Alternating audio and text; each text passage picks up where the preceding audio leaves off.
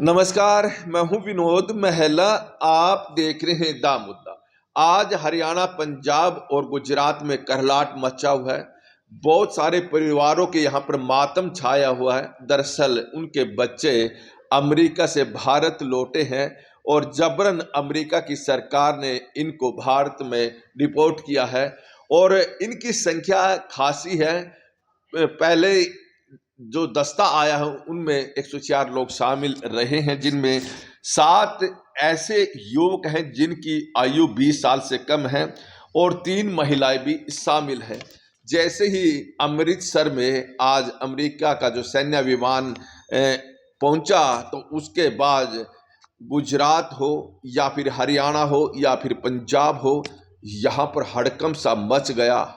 आज चर्चा जो हो रही है इन युवकों के बारे में हो रही है कि इनको डिपोर्ट कर दिया गया है।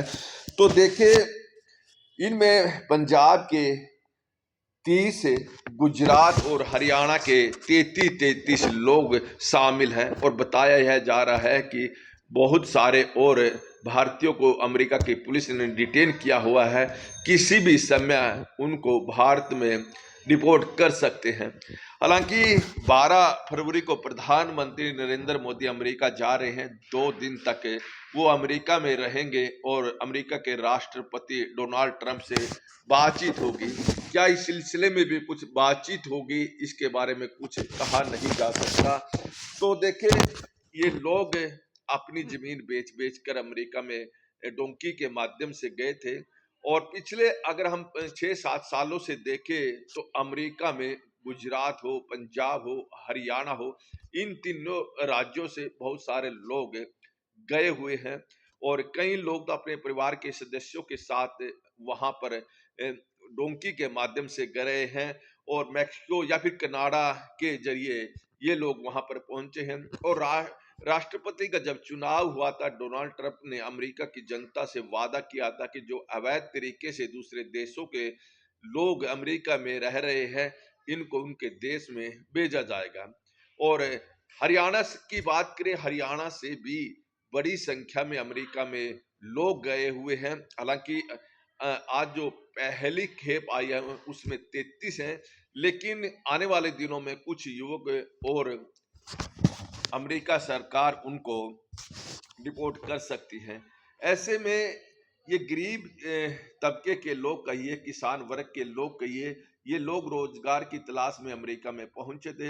इनके पास यहाँ पर 1 एकड़ या फिर 2 एकड़ या 2.5 एकड़ जमीन है।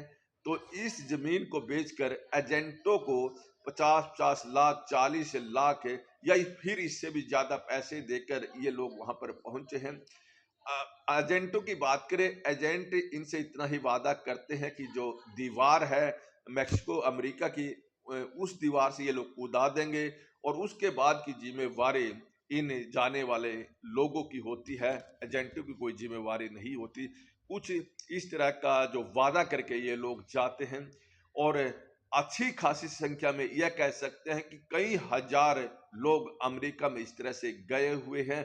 तो अब एक खेप अमेरिका से भारत में इन अप्रवासियों की कई जो अवैध तरीके से वहां पर गए हुए थे, भारत आ चुकी है।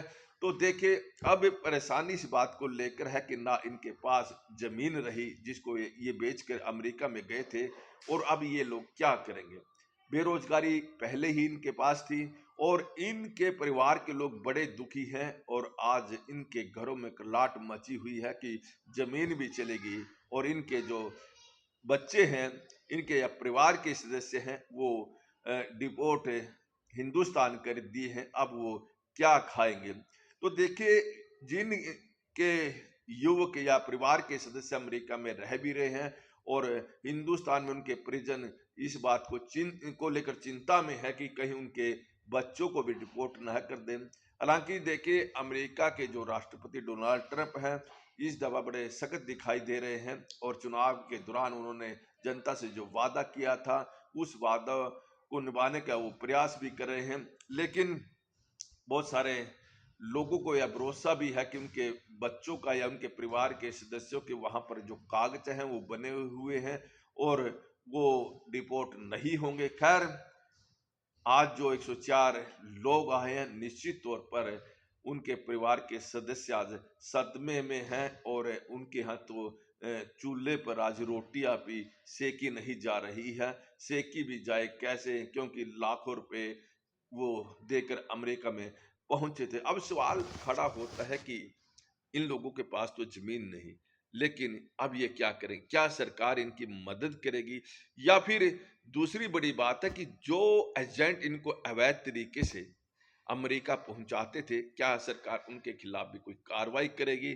दरअसल कार्रवाई इनके खिलाफ भी बनती है कि इन लोगों ने अवैध तरीके से जो भारतीय युवक है, खासतौर पर अगर हम बात करें पंजाब, गुजरात और हरियाणा की, तो इन युवकों से मोटे पैसे लिए हैं, उसके बाद इन युवकों को अमेरिका में पहुंचाया है। हालांकि यह भी बात सही है कि इन युवकों ने खुद संपर्क इन एजेंटों से किया है और इनका वादा बस इतना ही होता है कि ये अमेरिका की जो सीमा है, केवल उसके अंदर प्रवेश करवाने की उनकी जिम्मेवारी है। जैसे ही वे प्रवेश हो जाते हैं तो उसके बाद इन एजेंटों की जिम्मेवारी नहीं होती। खैर, अब देखने वाली बात यह रहेगी कि आने वाले समय में कितने युवक या फिर युवकों को अमेरिका की सरकार डिपोर्ट करेगी।